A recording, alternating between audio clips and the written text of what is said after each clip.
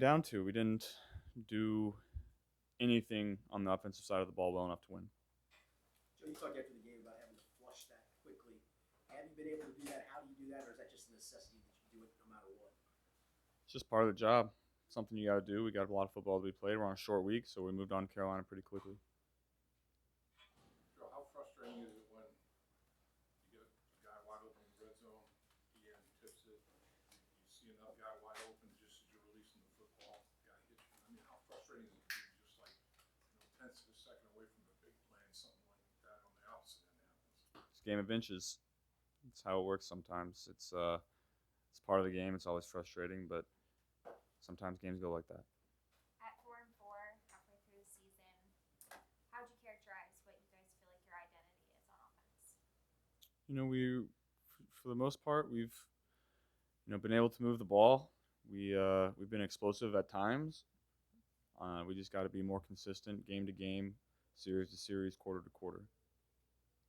You know, we were talking with Ted Karras, just asking him about the leaders on this team, the captains, and any kind of messaging they want to have. And Ted said his demeanor is going to be his message.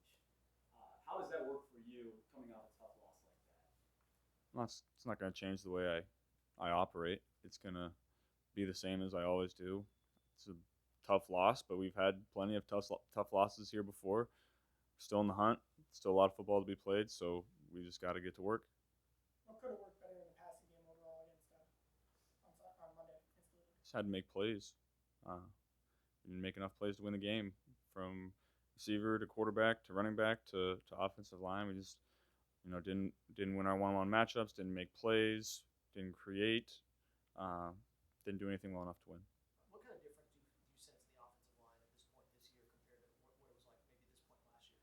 We got great guys up front, and they've played well for us. So we're gonna I have all the trust in the world in those guys.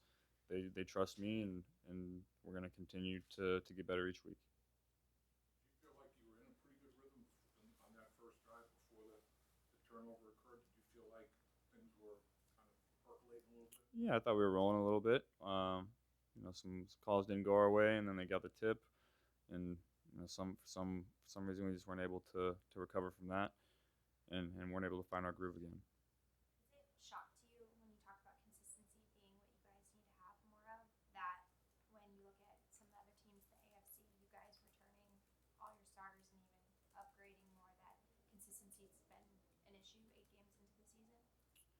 I mean, you'd love to go and score every single time you touch the ball, but that's not where we're at. That's not what we've been. Obviously, like I said, we got to get better in that area. Should it get easier for you to handle the roller coaster of the NFL? Was that hard for you at first? And maybe was there a time where you felt like you kind of figured out the best way to do that? How challenging has that been? Yeah, it's part of the job and something that you adapt to. It's tough at the beginning, but as you play more football and you have more experience under your belt, you learn how to handle it. And just like last week we were the best offense in the league, and now all of a sudden we stink, and everyone thinks we're going to miss the playoffs and we're going to lose all these games. So it's such a roller coaster each week, and I think part of being quarterback is staying even keeled throughout the season, throughout games, because everything is so up and down, and you kind of need that voice and that level-headed mindset on the team, and that's part of your job as quarterback.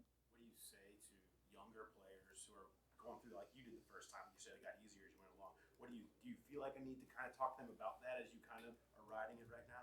Yeah, it's I mean, it just takes experience. It's not something that you can really prepare yourself for. It's just part of it.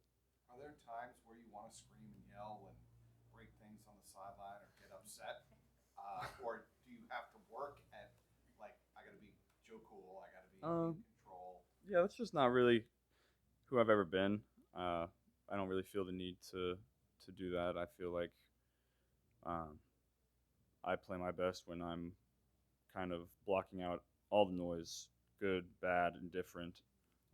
That goes media throughout the week, and that also goes on game day when things maybe aren't going very well or things are going well, and just try to keep that same demeanor throughout.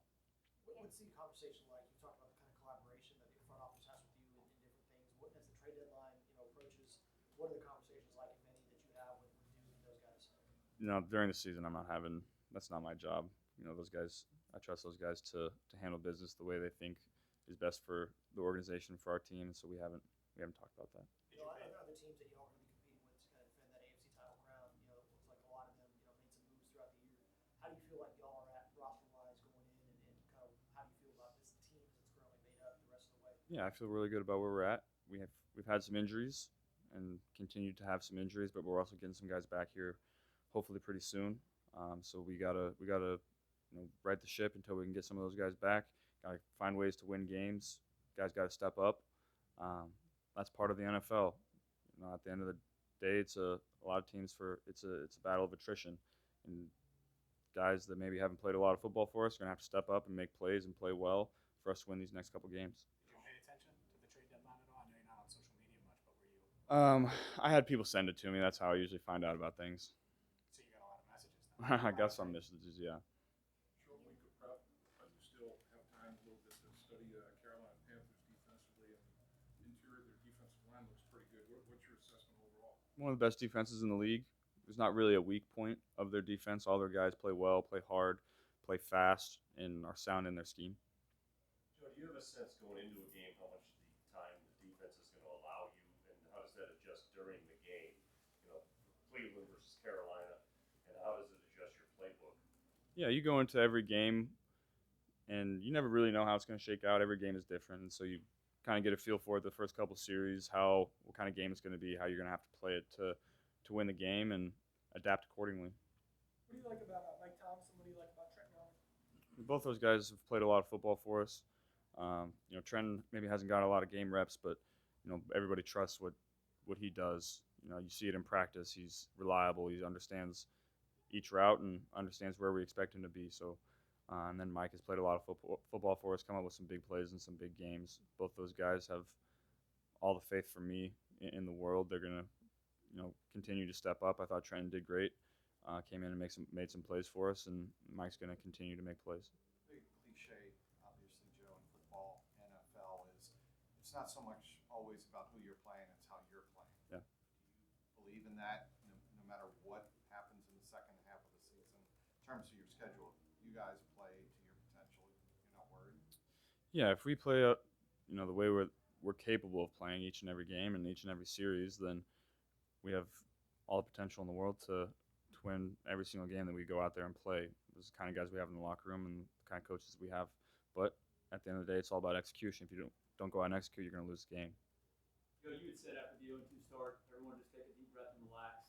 Does that kind of reset? You mentioned everyone thinks you're not going to make the playoffs. That's all downhill from here in a bad way. Is it just kind of a reset of everyone take a deep breath and relax? We're good. Yeah, I mean, we've done some really good things this season. We've come up with some big wins. We've had some big losses. That's life in the NFL. Obviously, we'd love to be 8-0. That's not where we're at. So we got to go out, get a big win this week, and then we'll go from there. Is there anything that makes dealing with expectations externally maybe more difficult than when they're not there? Is there anything that makes a big difference? It's really just about press conferences and answering those questions. We don't really talk about it in the locker room too much. It is what it is. After 8 weeks, you're leading the National Football League in passing. What do you think you're doing best? What do you think has been the brightest spot of your play so far? Yeah, I think for the most part, I've got the ball out quickly, and I think since week 1, I've really done a good job taking care of the ball. Last game, we had some tough breaks in that department, but I think for the most part, I'm playing smart, playing fast, getting the ball out quickly, and taking care of it. I know it's not kind of your bread and butter, but do you think at some point you guys are going to need to rely more on the run and mix in moving forward? Yeah, that's something we got to get better at. In the NFL, you got to be able to run the ball, and I think we really had some momentum there for a couple weeks. Had some good rushes, good yards per rush.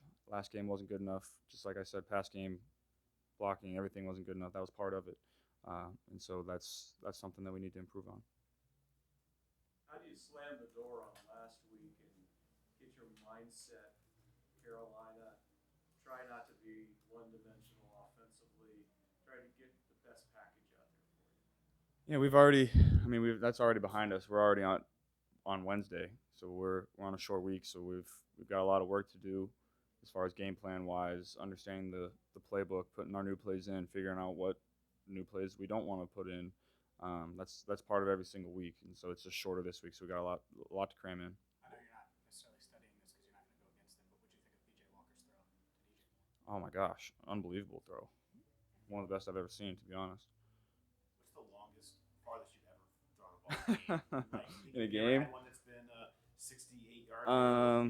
The longest ever in a game, probably the Hail Mary against the Browns my rookie year. I haven't had to throw, haven't had a lot of opportunities to let one uncork like that.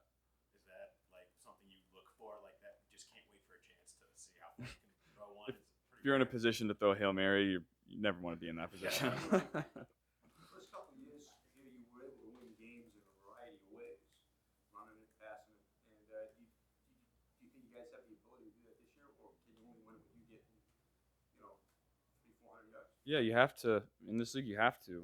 If you only have one way to win the game, team's going to be able to take that away, and you're not going to win a ton.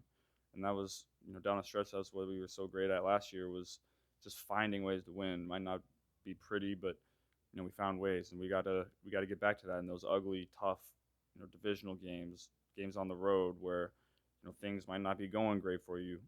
You got to find ways to win those games, and this year we haven't. What were you officially addressed as for Halloween? Was that a ghost? Yeah, I would say that's Ghost. I was curious, last year, I guess, like, the knockout Cartiers were in hot demand towards the postseason. When you kind of mapped out what you were going to wear for games, did you expect it to gain as much traction as it has? Last week? Just in general, the last since you Oh, no, I just wear what I like, and people can do what they want with it. I don't really think about that too much. Did it come across how many people dressed as you for Halloween? Did you notice that? Did people send you that? Did you get a bunch of People send that to me, but I don't particularly enjoy seeing myself in that kind of. I don't know. It's just weird. It's weird, yeah. Yeah, it's very weird, but it is what it is. Browns game is the first game that Jamar didn't play in. Did you notice any difference in how they had been playing as opposed to what they decided to do without Jamar in the lineup? Or was it pretty much the same? It was pretty much the same. It's tough to say what they would have done differently if Jamar had been out there. Just because, you can speculate and guess all you want, but tough to say.